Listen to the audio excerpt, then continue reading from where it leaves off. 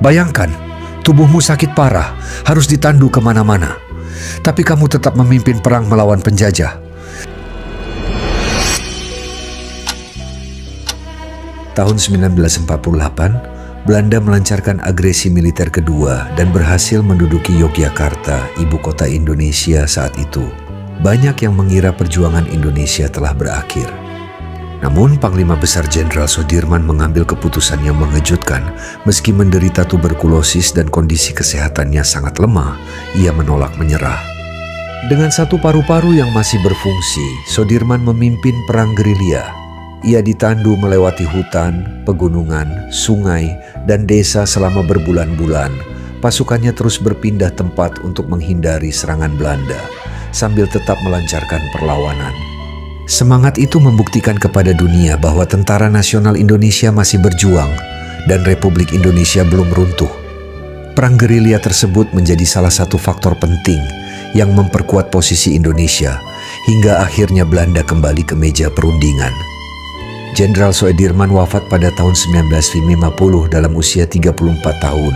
Namun keberanian dan keteguhannya menjadikannya salah satu pahlawan terbesar dalam sejarah Indonesia. Kadang kekuatan terbesar bukan berasal dari tubuh yang sehat, tetapi dari tekad yang tidak pernah menyerah. Bayangkan, tubuhmu sakit parah, harus ditandu kemana-mana. Tapi kamu tetap memimpin perang melawan penjajah. Tahun 1948, Belanda melancarkan agresi militer kedua dan berhasil menduduki Yogyakarta, ibu kota Indonesia saat itu. Banyak yang mengira perjuangan Indonesia telah berakhir.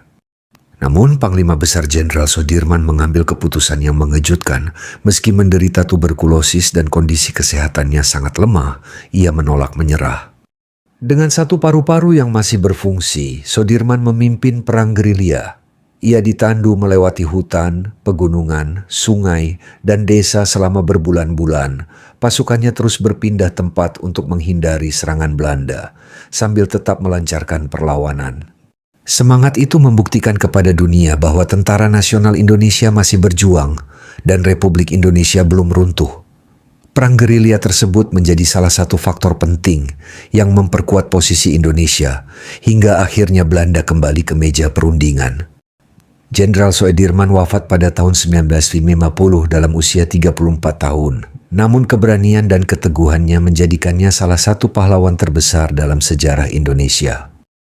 Kadang kekuatan terbesar bukan berasal dari tubuh yang sehat, tetapi dari tekad yang tidak pernah menyerah.